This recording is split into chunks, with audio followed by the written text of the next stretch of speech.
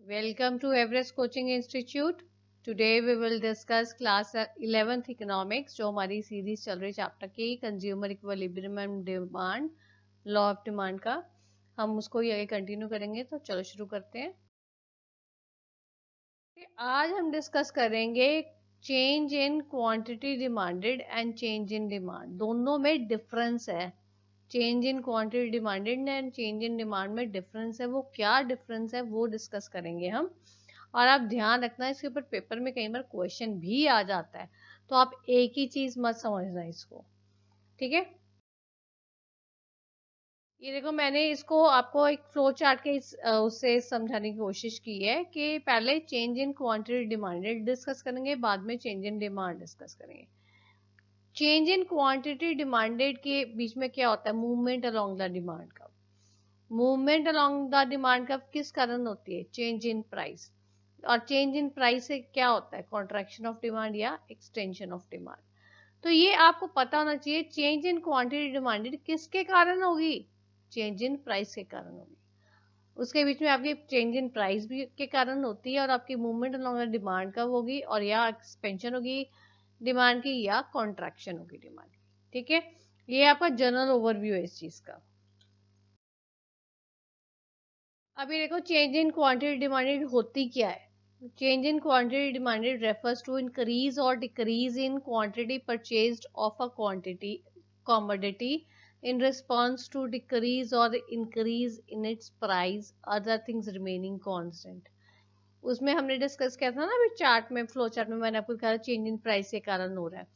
तो जो आपका क्वांटिटी डिमांडेड में जो कुछ आपकी चेंज हो रही है, या आपकी क्वांटिटी आप ज़्यादा खरीद रहे हो या कम खरीद रहे हो, वो सिर्फ आपकी चेंज जो आ रही है वो उसकी कमोडिटी के प्राइस के कारण चेंज हो रही है, और किसी चीज़ के कारण चेंज नहीं हो रही। जो हमने पहले फैक्टर्स अफेक्टिंग डिमांड में हमने पढ़े डिफरेंट फैक्टर्स, उसमें हमने बहुत सारे फैक्टर्स पढ़े थे।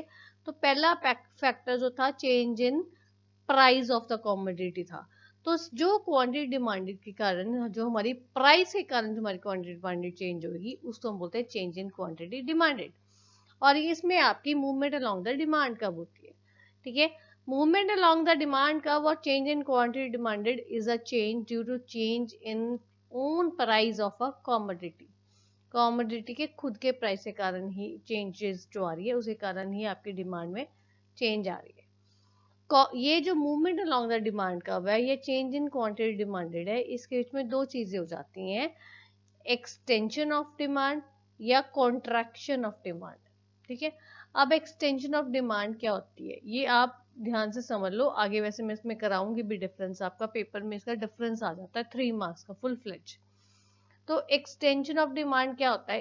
Extension of demand means when quantity demanded is increased due to fall in the price of a commodity. Extension means increase, ना, बढ़ना। जब आपकी डिमांड किसी चीज कमोडिटी की बढ़ जाती है, किस कारण? उसके प्राइस के कम होने के कारण, तो उसको हम एक्सटेंशन ऑफ डिमांड कहते हैं। और कॉन्ट्रैक्शन ऑफ डिमांड क्या होती है? जब आपकी डिमांड किसी चीज की कम हो जाती है, कॉन्ट्रैक्ट कर जाती है, फॉल हो जाती है, डिक्रीज हो जाती है, किसी कारण कि उस चीज का प्राइस जो है बढ़ गया, उसको हम बोलते हैं contraction of demand. So contraction of demand means when quantity demanded is in decreased due to rise in the price of the commodity, ठीक है। अब बारी आती है हमारी चेंज इन डिमांड की। अभी हमने जो है movement along the demand curve, या हमने चेंज इन क्वांटिटी डिमांडेड हमने पढ़ी है, जिसके बीच में प्राइस के कारण, कमोडिटी के प्राइस के कारण इफेक्ट पड़ रहा था, और इसमें एक्सटेंशन और कॉन्ट्रैक्शन होती है।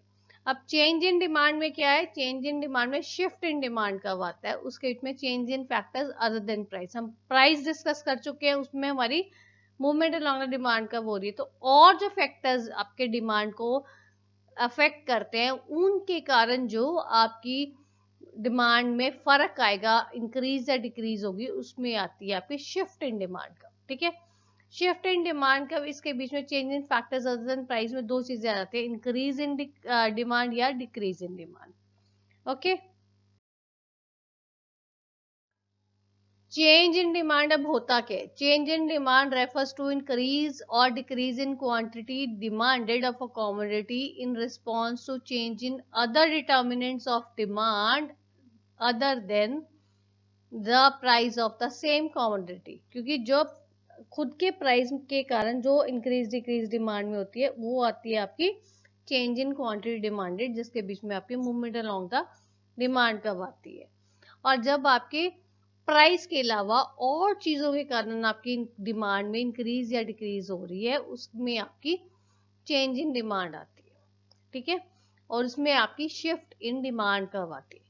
Shift in demand curve takes place when there is change in quantity demanded due to change in factors such as change in income, fashion, taste and preference, expectations and all।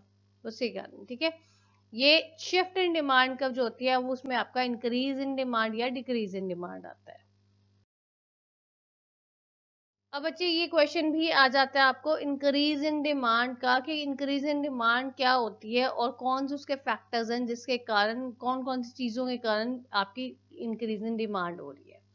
So increase in demand refers to increase in quantity demanded at its price. उसी price पे जो आपकी demand बढ़ रही है वो उसको बोलते हैं इंक्रीज इन डिमांड। इसके important causes of increase in demand are income of the consumer increase. Obviously अगर इनकम, कंज्यूमर की इनकम बढ़ जाती है तो उसी कारण उसकी परचेजिंग पावर बढ़ जाएगी और वो ज्यादा चीजें खरीदेगा, डिमांड बढ़ जाएगी। Price of substitute goods increases, ये हम पढ़ चुके हैं सब्स्टिट्यूट एंड कॉम्प्लीमेंट्री गुड्स में। अगर सब्स्टिट्यूट गुड्स के प्राइस बढ़ जाते हैं तो उस जो गुड इन क्वेश्चन है अगर उसके सब्स्टिट्यूट की प्राइस बढ़ती है तो उस गुड की डिमांड बढ़ जाती है ना। Price of complementary goods decreases, अगर कॉम्प्लीमेंट्री गुड्स का प्राइस कम हो गया तब भी इसकी डिमांड जो आपके जो आपका कमोडिटी इन क्वेश्चन है उसकी डिमांड आपकी बढ़ जाएगी। Taste of the consumer shifts in favour of a commodity due to change in fashion और क्लाइमेट। फैशन और क्लाइमेट के चेंज के कारण आपकी जो कमोडिटी की हम बात कर रहे हैं वो कमोडिटी आपकी अच्छी लगने जाती है। दिस में भी कि विंटर सीजन और समर सीजन के कारण के समर्स में समर्स के कपड़े पसंद आएंगे, विंटर्स में विंटर्स की चीजें पसंद आएंगी, वो हो सकती है। Then price of the commodity is expected to increase in near future. अगर आपको पता है कि फ्यूचर में प्राइस बढ़ जाएंगे, बढ़ने वाले हैं इस चीज के प्राइस, तो अभी उसकी जो है कंज्यूमर्स डिमांड बढ़ा देते हैं। Then comes increase in the number of consumers. अगर आपकी उस चीज के आपने जो कमोडिटी बनाई है कुछ स्पेसिफिक लोगों के लिए बनाई है और वो आपके कंज्यूमर्स की परचेजिंग पावर बढ़ गई है, कुछ बढ़ गया, कुछ भी हो गया, उसी कारण अगर आपकी उनकी जो नंबर इंक्रीज हो गया तो आपकी डिमांड बढ़ जाएगी।